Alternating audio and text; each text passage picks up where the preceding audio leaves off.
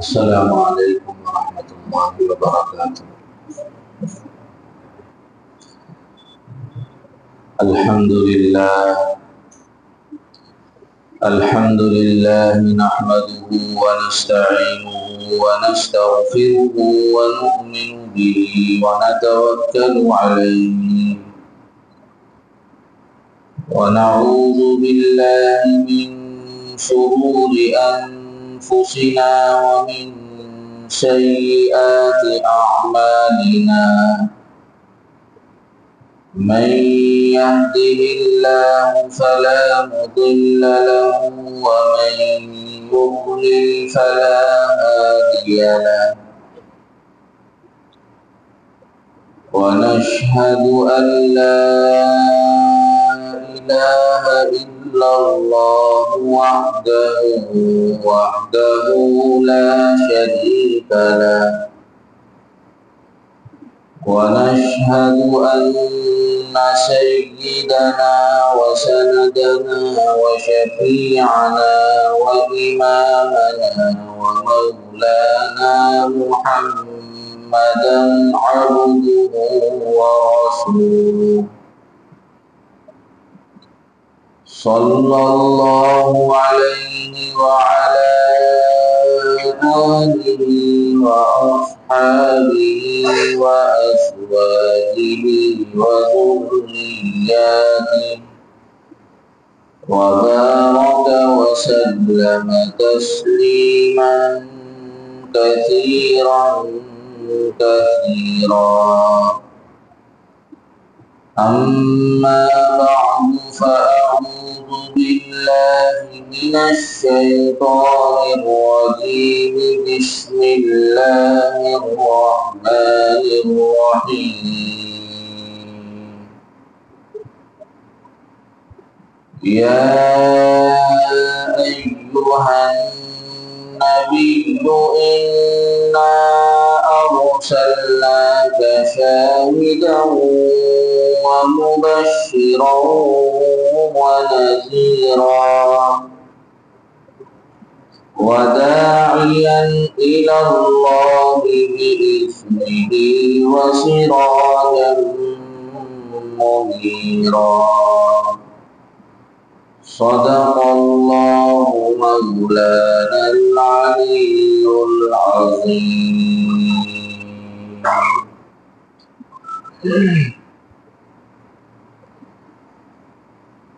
قابل قدر، قابل احترام دینی ایمانی بھائیوں، دوستوں، عزیزوں اور بزرگوں،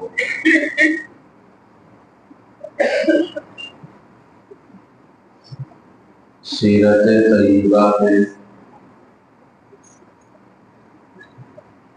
پروگرام چل رہے ہیں اور مختلف موضوعات پر روشنی ڈالی جا رہی ہے۔ اللہ تبارک و تعالی ہم سب کو حضور اکرم صلی اللہ علیہ وسلم کی مبارک سیرت کی روشنی میں زندگی گزارنے کی توفیق عطا فرمائے۔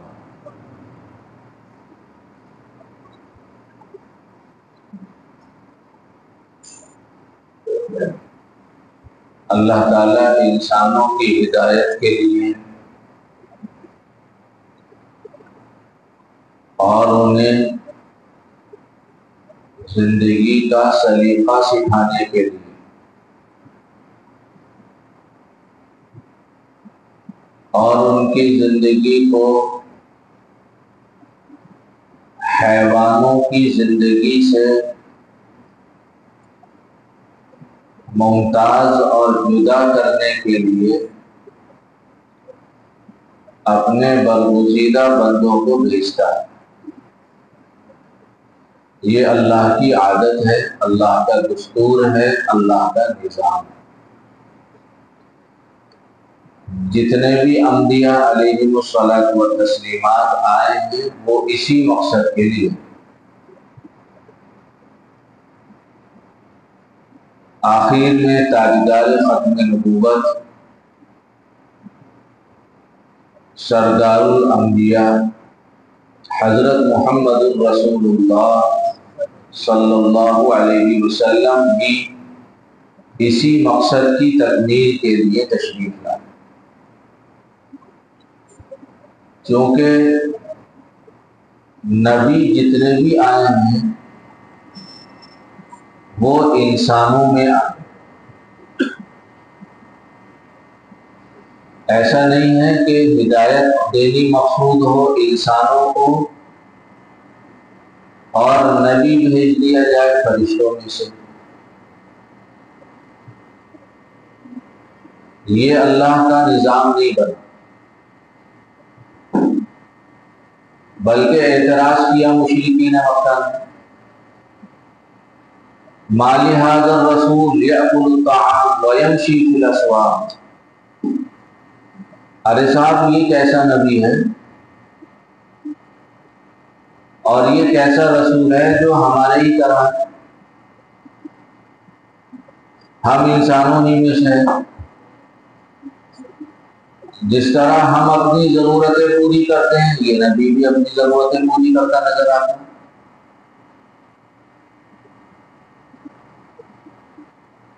کھانا بھی کھاتا ہے، پانی بھی پیتا ہے، بازاروں میں آتا جاتا بھی ہے، ہم اسے نبی نہیں مانتے۔ تو چونکہ انبیاء علیہم الصلاۃ والتسلیمات انسانوں ہی میں سے ہوتے تھے اور اس کی بڑی مصلحت ہے، اس لیے کہ اگر نبی انسانوں میں سے نہ ہو فرشتوں میں سے ہو جائیں تو لوگ یہ کہیں گے کہ ہم ان کا مقابلہ کیسے کر سکیں۔ فرشتوں کو تو نہ کھانے کی ضرورت نہ پینے کی ضرورت، نہ بشری تقاضوں کو پورا کرنے کا اللہ نے ان میں کوئی مادہ رکھا، تو لوگ یہ کہیں گے کہ ہم ان کا مقابلہ کیسے کر سکتے ہیں، ہم ان کی سیرت کیسے اختیار کر سکتے ہیں۔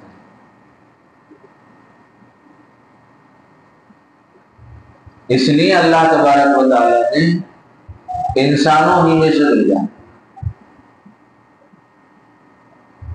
تو نبی انسان ہوتے، یہ عقیدے کی چیز ہے۔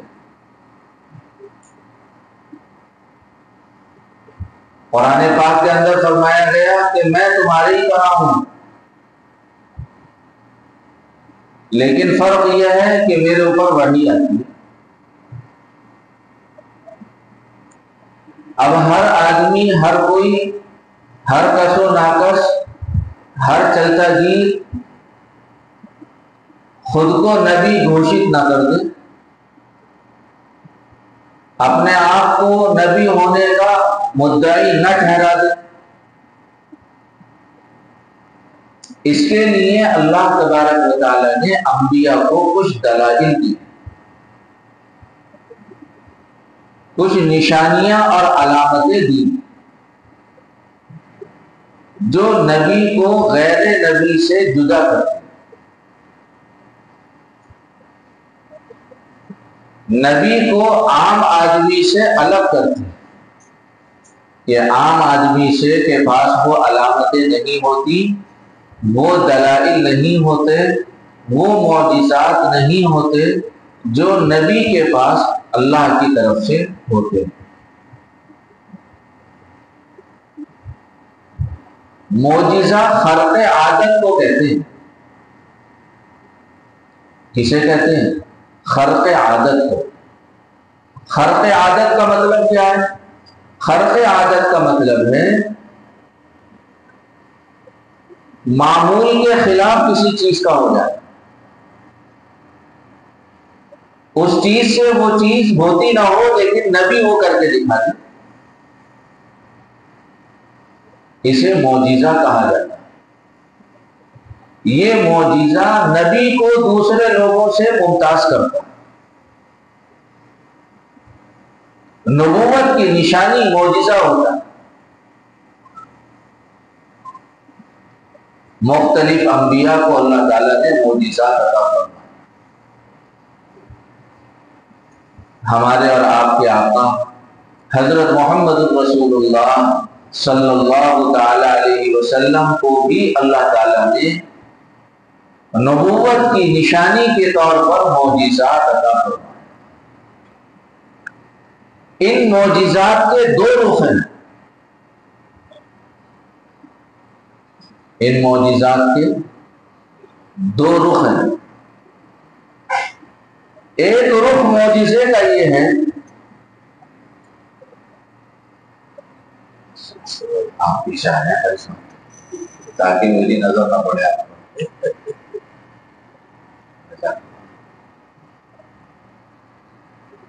معجزے کے دو رخ ہوتے ہیں، جیسے سکے کے دو رخ،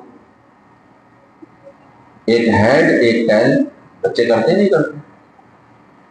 تصویر کے دو پہلو، ایسے ہی معجزے کے دو رخ ہیں۔ ایک رخ معجزے کا یہ ہے کہ معجزے کے ذریعے نبی اور غیر نبی میں فرق ہوتا ہے۔ معجزے کا دوسرا رخ یہ ہے کہ اللہ تبارک و تعالی اپنے نبی کے ہاتھ پر معجزہ ظاہر کر کے خلاف عادت، خلاف معمول چیزوں کو ظاہر کر کے یہ دکھانا چاہتا ہے انسانوں کو کہ اللہ تبارک و تعالی دنیا کی کسی چیز کا پابند نہیں، معمول کے مطابق چیزوں کو بھی وجود میں لا سکتا ہے، معمول کے خلاف بھی اللہ تبارک و تعالی دنیا کے اندر کرشمے دکھا سکتا ہے۔ اس لیے کہ معجزہ نبی اپنی طاقت سے نہیں دکھاتا، معجزہ نبی اللہ کے حکم سے ظاہر کرتا ہے۔ تو معجزے کے دو رخ ہوئے۔ ایک رخ یہ ہے کہ معجزہ نبی اور غیر نبی میں فرق پیدا کرتا ہے۔ دوسرا رخ معجزے کا یہ ہے کہ اس سے اللہ کی قدرت پتہ چلتی ہے، اس سے بندوں کا اللہ پر اعتماد جمتا ہے، اس سے اللہ کی قدرت دلوں کے اندر بیٹھتی ہے، اللہ تبارک و تعالی کی طاقت کا اعتقاد اور یقین انسانوں کے دلوں میں پیوست ہوتا چلا جاتا ہے۔ چنانچہ حضور اکرم علیہ الصلوۃ والسلام کے معجزات عجیب و غریب انداز کے ہیں۔ حضور کو جو معجزے ملے ہیں وہ معجزے دیگر انبیاء کے مقابلے میں البیلے ہیں۔ جیسے آپ کی نبوت البیلی، آپ کے معجزے بھی البیلی۔ سارے نبی ہیں، لیکن حضور اکرم علیہ الصلوۃ والسلام وہ صرف نبی نہیں ہے، آپ امام الانبیاء۔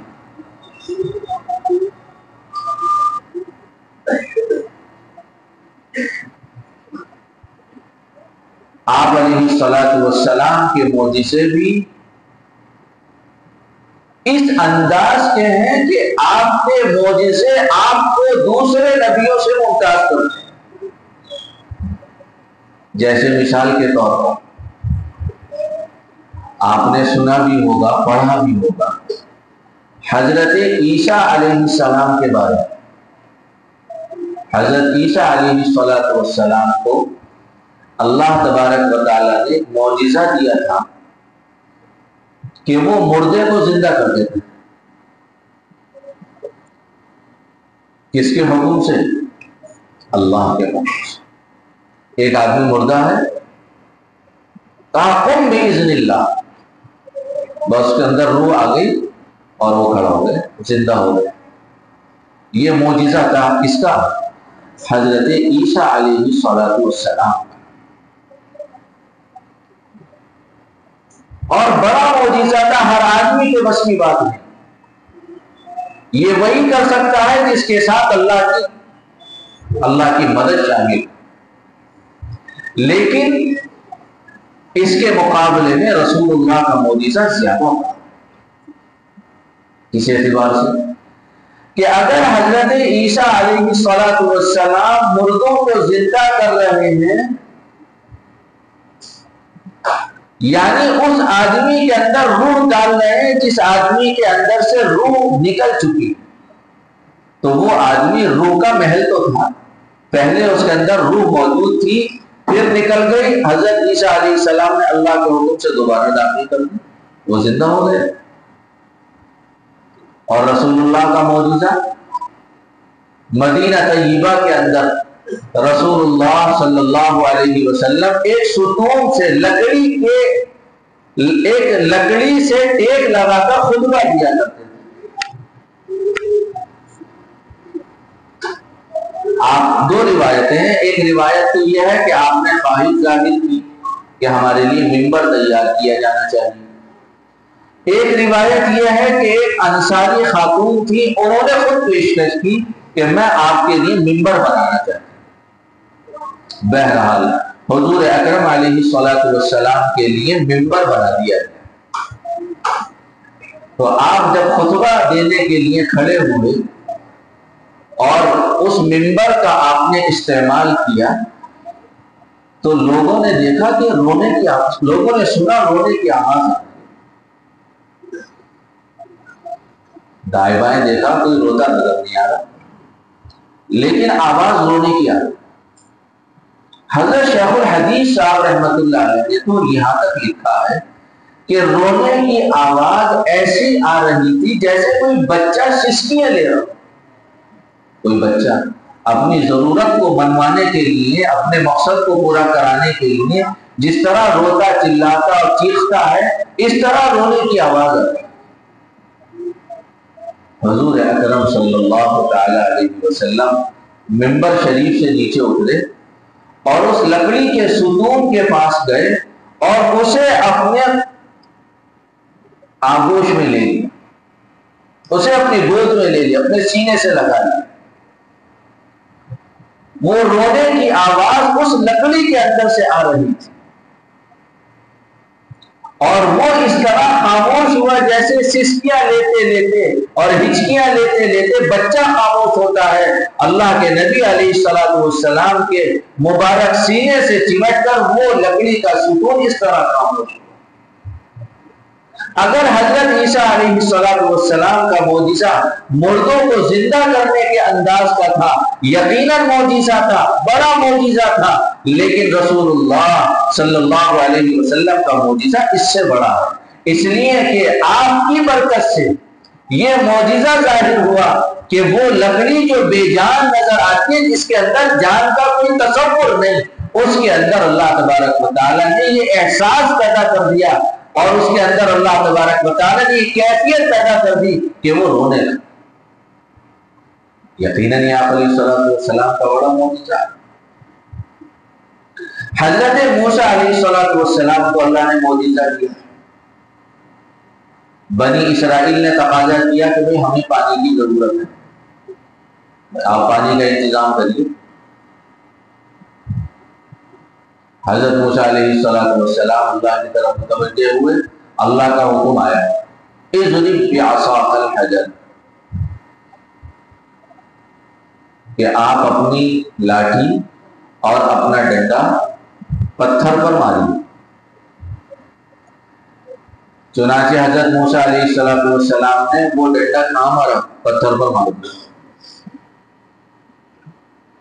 معجزہ خلاف عادت چیز کو کہتے ہیں. اگر میں اور آپ ڈنڈا اور لاٹھی پتھر پر مارے، پتھر ٹوٹے گا، ڈنڈا ٹوٹے گا؟ ڈنڈا ٹوٹ جائے گا، پتھر نہیں ٹوٹے گا. عام طور پر چاہے کتنے ہی تیل میں پلا ہوا ہو، ڈنڈا ہی ٹوٹ جائے گا انشاءاللہ. لیکن اللہ اپنے نبی کے ہاتھ پر خلاف عادت چیزوں کو ظاہر کرتا ہے. مارو ڈنڈا پتھر پر، پتھر پر ڈنڈا مارا، فانفجرت منہ اثنتا عشرۃ عینا، اس پتھر سے پانی کے 12 سوت نکلنے، 12 چشمے ظاہر ہو گئے. یقیناً بڑا معجزہ ہے.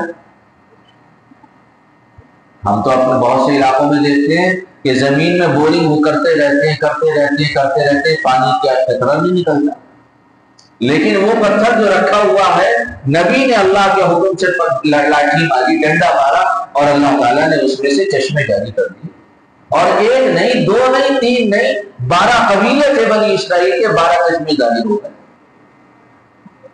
بعض لوگوں نے حضرت موسیٰ علیہ السلام کے اس معجزے کا انکار کیا ہے اس بنا پر کہ وہ یہ کہتے ہیں کہ اس پتھر میں چشمے پہلے سے جاری تھے، موسیٰ علیہ السلام کے ڈنڈا مارنے سے جاری نہیں ہوئے ہیں، بس ان کے سوچ بند ہو گئے تھے، مٹی گرد و غبار پڑ گیا تھا، اس لیے حضرت موسیٰ علیہ السلام پہ کوئی معجزہ نہیں۔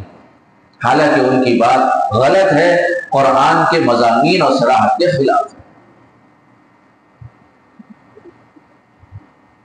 حضرت موسیٰ علیہ السلام کا یہ معجزہ، لیکن رسول اللہ صلی اللہ علیہ وسلم کا معجزہ حضرت موسیٰ علیہ السلام کے معجزے سے بڑا معجزہ۔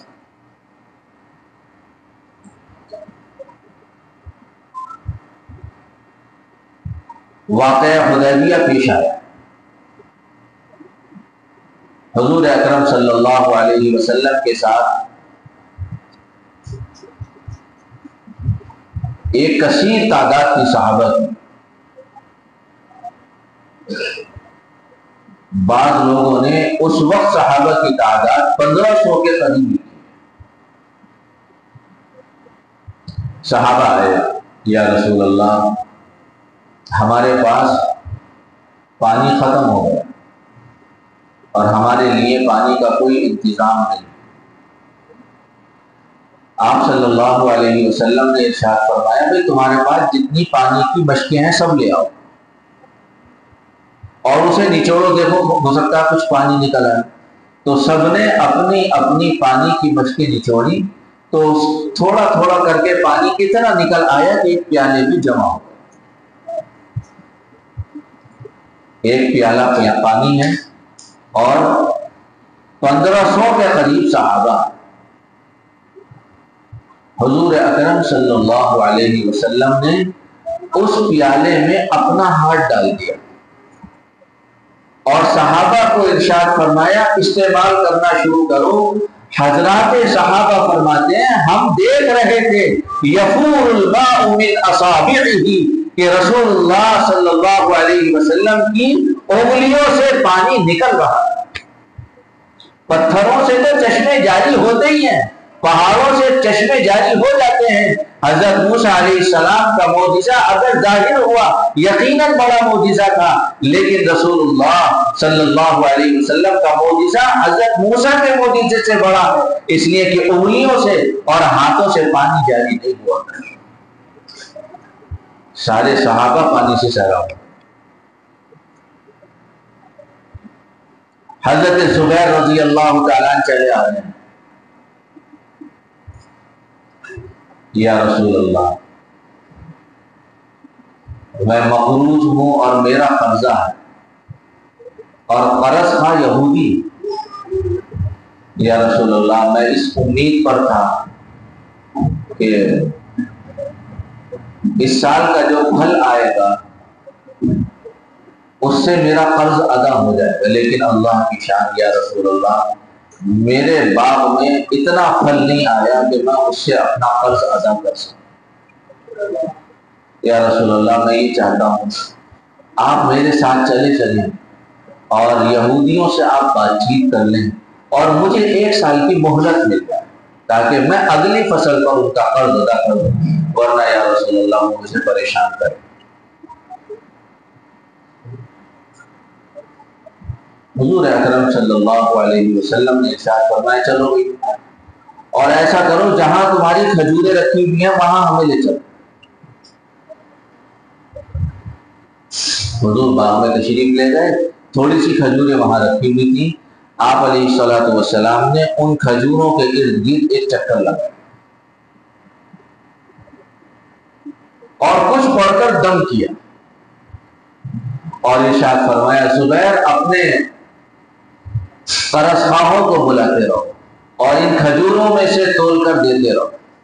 حضرت زبیر رضی اللہ تعالی عنہ نے اپنے قرض خواہوں کو بلایا اور اس کھجور کے ڈھیر میں سے تول تول کر دیتے رہے، بورے بھر بھر کے لوگ لے جاتے رہے۔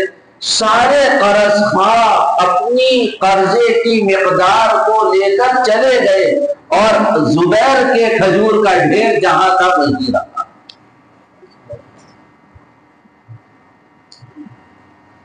صلی اللہ علیہ وسلم۔ حضرت ابو ہریرہ کہنے لگے یا رسول اللہ تھوڑی سی کھجوریں مجھے لا بھائی لا، تیرے پاس کیا ہے؟ کہ ذرا سی تھیلی نکالی انہوں نے ہمیانی اور حضرت یا رسول اللہ، آپ نے تھوڑی سی ایک آدھ مٹھی اس میں ڈال دی۔ حضرت ابو ہریرہ نے یہاں ڈال لی۔ کہتے ہیں کہ رسول اللہ کے دینے کی برکت یہ ہوئی، اور بعض روایت میں یہ بھی ہے کہ حضور نے یہ فرمایا تھا ابو ہریرہ خود بھی کھانا لوگوں کو بھی کھلانا۔ کہتے ہیں کہ حضور صلی اللہ علیہ وسلم نے وہ جو کھجوریں مجھے دی تھی، اس کھجوروں میں سے میں خود بھی کھاتا رہا، لوگوں کو بھی کھلاتا رہا۔ رسول اللہ کا زمانہ گزر گیا، چھوٹی سی تھیلی، خود بھی کھا رہا ہوں اور آنے والے مہمانوں کو بھی کھلا رہا ہوں، خود بھی کھا رہا ہوں، لوگوں کو بھی کھلا رہا ہوں۔ رسول اللہ کا زمانہ گزر گیا۔ صدیق اکبر رضی اللہ تعالیٰ عنہ کا زمانہ ہے۔ حضرت ابو ہریرہ رضی اللہ تعالیٰ عنہ کہہ رہے ہیں ادھر آرام سے ادھر خاص کرو سننا ہے آپ کس کی بات چل رہی تھی؟ حضرت ابو ہریرہ رضی اللہ عنہ۔ ساودھانی ہٹی، درگھٹنا ہٹی، ساودھان رہیے، متوجہ رہیے، بس میں اپنی بات سمیٹ رہا ہوں۔ حضرت ابو ہریرہ کہتے ہیں میں نے اس تھیلی میں سے خود بھی کھایا، دوسروں کو بھی کھلایا، خود بھی کھایا، دوسروں کو بھی کھایا، یہاں تک کہ کس کا دور گزر گیا؟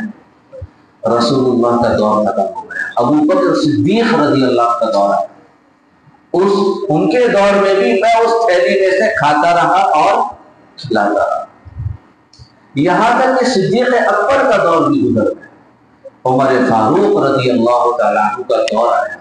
ابو ہریرہ کہتے ہیں اس تھیلی میں سے میں کھاتا رہا اور کھلاتا رہا، یہاں تک کہ عمر فاروق رضی اللہ عنہ کا دور بھی گزر گیا۔ عثمان غنی ذو النورین رضی اللہ تعالیٰ عنہ کا دور آیا اور ان کا دور بھی آخر کو پہنچ گیا، اور میں اس تھیلی میں سے کھاتا رہا اور کھلاتا رہا۔ اس تھیلی کی کھجوریں ختم نہیں ہوئی، یہاں تک کہ حضرت عثمان رضی اللہ تعالیٰ عنہ کی شہادت کا واقعہ اور سانحہ پیش آیا۔ اس ہڑبوم میں وہ ہمیانی میری اور وہ تھیلی کہیں کھل کر گر گئی، اس تھیلی میں سے کھجوریں ختم نہیں ہوئی تھی۔ ابو ہریرہ کتنی کھائی ہوگی تم نے؟ کہنے لگے تقریباً 200 من کھجوریں میں نے اس میں سے استعمال کی۔ اس کا معجزہ صلی اللہ علیہ وسلم، صلی اللہ علیہ، فخر ہونا چاہیے کہ اللہ تبارک و تعالیٰ نے ہمیں عظیم الشان نبی عطا کیا۔ ایسے نبی کسی امت کے حصے میں نہیں آئے جیسے نبی اللہ تعالیٰ نے ہمیں عطا کیا۔ حضرت جابر رضی اللہ تعالیٰ نے دیکھا کہ حضور اکرم علیہ السلام کے پاس ایک صاحب آئے، یا رسول اللہ بہت بھوک لگی ہے، الجوع یا رسول اللہ، یا رسول اللہ بھوک کی وجہ سے اب کدال نہیں چل رہی، اور اپنا کرتا یا چادر جو بھی تھی وہ ہٹا کر دکھائی، تو دیکھا کہ حضور نے ان کے پیٹ پر پتھر بنا۔ کیا جواب دیں؟ ہر چیز کا جواب نہیں دیا جاتا۔ حضور اکرم علیہ السلام نے ان کے اس عمل کے جواب میں فرفع ثوبہ، اپنا کپڑا اٹھا کر دکھایا، ان کے پیٹ پر ایک تھا، حضور کے پیٹ پر 2 پتھر۔ حضرت جابر رضی اللہ عنہ نے دور سے کھڑے ہوئے منظر دیکھا، دل ملا گئے، بے چین ہو گئے، اپنے گھر گئے، بیوی سے پوچھا ہے کچھ کھانے کو؟ آج میں نے حضور کے پیٹ پر 2 پتھر بندے ہوئے۔ میں کہا چھوٹا سا بکری کا بچہ ہے اور تھوڑا سا آٹا ہے، 4-5 لوگوں کو کافی ہو جائے گا، آپ جلدی بلا لیں، تیار کرتے ہیں۔ حضرت جابر رضی اللہ تعالیٰ حضور کی خدمت میں گئے اور خاموشی سے عرض کیا کہ یا رسول اللہ آپ جلدی سے تشریف لے چلیں اور 3-4 لوگوں کو اپنے ساتھ لے لیں، اور آپ لوگ 4-5 لوگوں کا کافی ہو جائے گا کھانا۔ آپ علیہ الصلوۃ والسلام نے ارشاد فرمایا ہلموا الی بیت جابر، آؤ بھائی چلو جابر کے گھر چلو، جابر کے یہاں دعوت ہے۔ کھانا کتنے آدمیوں کا ہو؟ 5 آدمیوں کا، اور گھر میں ہمارے 50 آ جائیں، جنوری میں بھی پسینہ آ جائے۔ حالانکہ بہت سہولتیں ہیں، جگہ جگہ ہوٹل کھلے ہوئے ہیں، روٹی کے ہوٹل ہیں، کھانے کے ہوٹل ہیں، ہر قسم کی چیزیں مل جائیں گی، لیکن وقتی طور پر آدمی کیا ہو جائے گا؟ پریشان ہو جائے۔ حضرت جابر رضی اللہ عنہ کی کنڈیشن بھی کچھ اسی انداز کی ہو گئی، جیسا ہم کہتے ہیں نا کہ پیروں کے نیچے سے زمین، یقیناً ایسا ہی ہوا ہوگا حضرت جابر کے ساتھ۔ حضرت جابر رضی اللہ تعالیٰ عنہ سے حضور نے ارشاد فرمایا جابر جلدی گھر پہنچو، اور جب تک ہم نہ آ جائیں روٹی لگانا شروع نہ کرنا، اور جب تک ہم نہ آ جائیں اس وقت تک جو ہے وہ سالن استعمال نہ کرنا۔ یہ جلدی پہنچے، کتنی اسپیڈ سے پہنچے ہوں گے آپ اندازہ لگائیے۔ اور 5 آدمیوں کا کھانا ہے، اور کتنے آ رہے ہیں؟ کتنے آ رہے ہیں؟ 50 نہیں آ رہے بھائی، تقریباً 1200 کے قریب تو اس وقت جو خندق کھودنے میں مشغول تھے۔ کوئی کمپیریزن نہیں ہے، کوئی موازنہ مقابلہ نہیں ہے۔ 5 کا کھانا 8 کھا لیں 10 کھا لیں، کوئی حرج کی بات نہیں، لیکن 5 کا کھانا کتنے؟ 1200 آدمی فوراً پہنچے۔ بیوی نے کہا کیا بات؟ کہنے لگے بس اللہ ہی خیر کرے، حضور تو سب کو ہی لے کر آ رہے ہیں۔ تو بیوی نے یہ کہا بتایا نہیں تھا تم نے 5 کا کھانا ہے؟ ارے میں نے بتا دیا تھا، حضور نے سب کو اعلان کر دیا۔ تو بیوی نے یہ کہا کہ لانے والا جانے کیسے پورا ہوگا، ہمیں گھبرانے کی ضرورت نہیں ہے، یہ جملہ میں نے بھی بہت آسانی سے کہہ دیا اور آپ نے بھی بہت آسانی سے سن لیا، لیکن یہ جملہ کہنے کے لیے ایمانی طاقت چاہیے۔ یہ جملہ کہنے کے لیے ایمانی طاقت چاہیے۔ حضور اکرم علیہ السلام تشریف لائے، آپ نے کچھ پڑھا اور اپنا لعاب آٹے میں ڈالا، اپنا لعاب کھانے کے سالن میں ڈالا، اور حضرت جابر رضی اللہ تعالی عنہ سے ارشاد فرمایا اب روٹیاں پکانی شروع کرو، اور 10-10 لوگوں کو بلاتے رہو اور انہیں کھانا سرو کرتے رہو۔ حضرت جابر رضی اللہ عنہ 10-10 آدمیوں کو بلاتے، اندر بٹھاتے اور روٹیاں ان کے سامنے رکھتے اور کھانا نکال کر رکھتے۔ روٹیاں بھی کھاتے رہے لوگ، سالن بھی استعمال کرتے رہے، اور سارے لوگ فارغ ہو گئے۔ 5 آدمیوں کا کھانا کتنوں نے کھایا؟ 1200 آدمیوں نے کھانا کھایا۔ بعض روایات میں یہاں تک ہے کہ اللہ کے نبی علیہ الصلوۃ والسلام نے جب سارے لوگ کھانا سے فارغ ہو گئے تو یہ فرمایا کہ جابر یہ کھانا اپنے پڑوسیوں کو تقسیم کر دو، اس لیے کہ تمہارے پڑوسی بھی بھوکے ہیں۔ حضرت جابر کہتے ہیں میں نے کھول کر دیکھا، میں اندازہ نہیں لگا پا رہا تھا کھانا پہلے زیادہ تھا یا اب زیادہ۔ صلی اللہ علیہ وسلم۔ حضرت ابو ہریرہ رضی اللہ تعالیٰ بھوک کی شدت کی وجہ سے زمین سے چپٹ کے لے گئے۔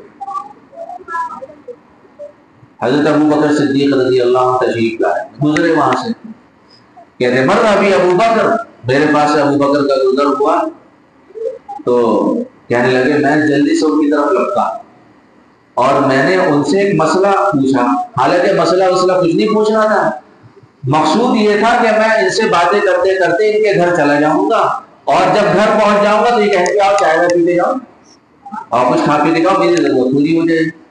تو انہوں نے مسئلہ بتا دیا، کھانے کو نہیں پوچھا، ہو سکتا ہے ان کے یہاں بھی کچھ کھاؤ۔ کہنے لگے پھر میں بیٹھ گئے۔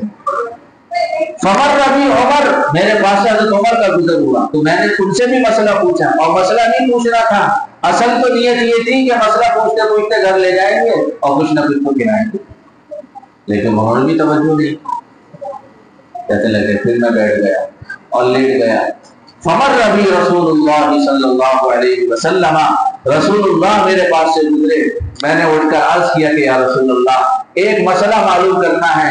آپ نے مجھے دیکھا، اوپر سے نیچے تک میرا معائنہ کیا، اور ارشاد فرمایا ابو ہریرہ ہمیں پتا ہے تمہیں کیا ضرورت ہے، چلو ہمارے ساتھ چلو، چلو ہمارے ساتھ چلو۔ گھر لے گئے، گھر میں ایک دودھ کا پیالہ تھا، کہنے لگا ابو ہریرہ صفہ والوں کو بلا لو۔ صفہ والوں کی تعداد کم زیادہ ہوتی رہتی تھی، اس وقت مشہور روایت کے اعتبار سے 70 لوگ، ایک آدھ کم بھی ہو سکتے ہیں۔ ابو ہریرہ رضی اللہ عنہ بلا، آپ نے ارشاد فرمایا ابو ہریرہ انہیں پلانا شروع کرو۔ حضرت ابو ہریرہ نے حضور کے ہاتھ سے پیالہ لیا اور ایک صحابی کو دیا۔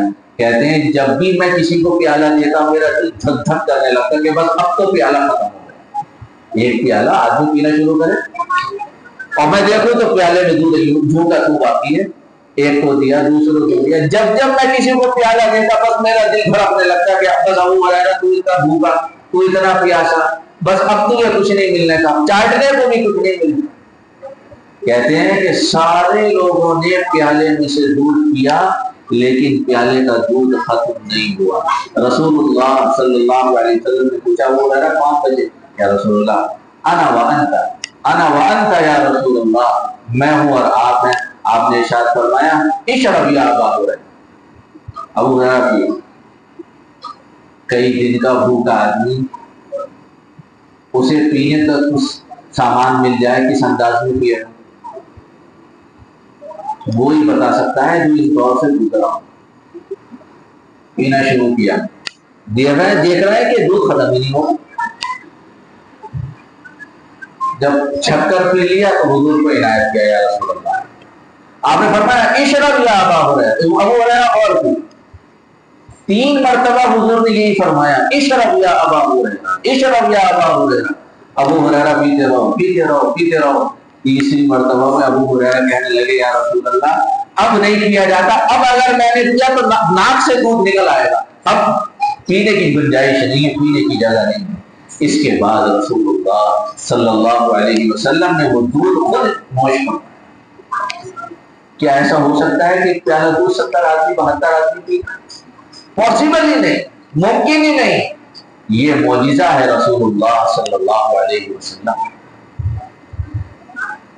میں نے 2 باتیں عرض کی، معجزے کے 2 رخ۔ ایک معجزے کا رخ یہ ہے کہ معجزہ نبی اور غیر نبی میں فرق ظاہر کرتا ہے۔ معجزے کا دوسرا رخ یہ ہے کہ معجزے سے اللہ کی قدرت ظاہر ہوتی ہے۔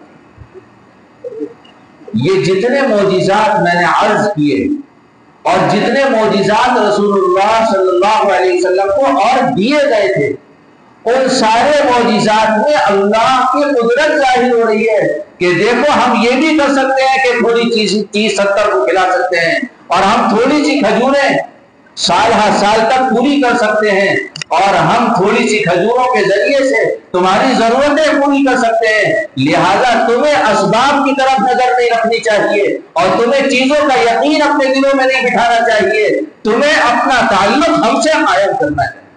وَمَن يَتَوَكَّلْ عَلَى اللَّهِ فَهُوَ حَسْبُهُ۔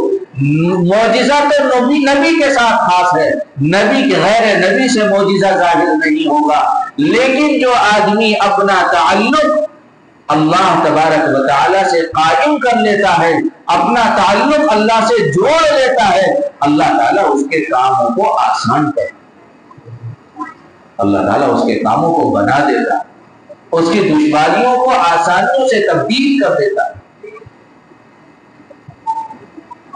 ساری کائنات اللہ کے تابع ہے۔ یہاں وہ ہوتا ہے جو اللہ چاہتا ہے، یہاں وہ نہیں ہوتا جو ہم چاہتے ہیں۔ اس لیے حالات سے دل برداشتہ نہیں ہونا چاہیے کہ صاحب یہ بل آ گیا، یہ بل آ گیا، یہ بل آ گیا۔ حالات کا مقابلہ ڈٹ کر کریں گے، لیکن نظر اللہ کی ذات پر رکھیں گے کہ الہ العالمین ہم جو کچھ کر سکتے تھے وہ ہم نے کیا، لیکن محض ہمارے کرنے سے کچھ نہیں ہوتا۔ پیارے اللہ، کل بھی کرنے والی ذات آپ کی تھی، آج بھی کرنے والی ذات آپ کی ہے، آپ اپنی قدرت سے جو چاہتے ہیں کر لیتے ہیں۔ الہ العالمین ہماری محنتوں کو بارآمد فرمائے۔ ابھی وقت کا مسئلہ چل رہا ہے، اللہ جزائے خیر عطا فرمائے ساتھیوں کو، علماء کو، ائمہ کو، بھائیوں کو، خوب محنت کی ماشاءاللہ۔ ابھی ہم لوگ آ رہے تھے، بارش ہو رہی ہے اور راستے میں ماشاءاللہ نوجوان لڑکے، واقعتاً آنکھوں میں آنسو، دل بھر کے آ گیا، نوجوان لڑکے بارش میں بھیگ رہے ہیں اور ان کے ہاتھ میں پیپر ہے اور لوگوں کو متوجہ کر رہے ہیں کہ دیکھو تم اپنی ذمہ داری پوری کرتے ہیں۔ واقعتاً اس سے زیادہ ہم کیا کر سکتے ہیں؟ لیکن اس پر بھروسہ کر لینا کہ صاحب اتنے کروڑ اور اتنے لاکھ ہم نے رائے دے دی، اب ہمارا کام ہو جائے گا، یہ ایمان والوں کی شان نہیں۔ اب یہ کرنا، اب آج کی رات میں ہر نماز کے بعد میں یہ کہنا کہ اللہ حکومت تیرے ہاتھ میں، حاکم کا قلم تیرے ہاتھ میں، اے اللہ ہم کمزور ہے، تو طاقت والا ہے، الہ العالمین تو نے اپنی قدرت کا مظاہرہ موقع موقع پر فرمایا ہے، اے اللہ تو نے نبی کے ہاتھ پر معجزہ ظاہر فرمایا، الہ العالمین ہمارے درمیان نبی نہیں ہے، اے اللہ لوگوں کو ضرورتیں پیش آتی تھی، جابر کو ضرورت پیش آئی وہ حضور کے پاس آئے، زبیر کو ضرورت پیش آئی وہ حضور کے پاس آئے، ابو ہریرہ کو ضرورت پیش آئی وہ حضور کے پاس آئے، اور دیگر لوگوں کو ضرورتیں پیش آتی رہی وہ حضور کے پاس آتے رہے۔ اے اللہ ہمارے درمیان تیرے نبی موجود نہیں، لیکن تو ہر آن ہر لمحے ہر بندے کے پاس موجود ہے، اے اللہ ہماری محنتوں کی لاج رکھ کر اپنا فیصلہ ہمارے حق میں نافذ فرما۔ انشاءاللہ کوئی تو آنسو ایسا ہوگا جو اللہ کو پسند ہے، کسی کی محنت تو ایسی ہوگی جو اللہ کے یہاں قبول ہوگی۔ اللہ تبارک و تعالی ہمیں اپنے سے جڑ کر زندگی گزارنے کی توفیق عطا فرمائے اور حضور اکرم صلی اللہ علیہ وسلم کی صحیح عظمت ہمارے دلوں اور سینوں میں پیدا فرمائے اور حضور کی اتباع کامل کی توفیق نصیب فرمائے۔ وآخر دعوانا الحمد للہ رب العالمین۔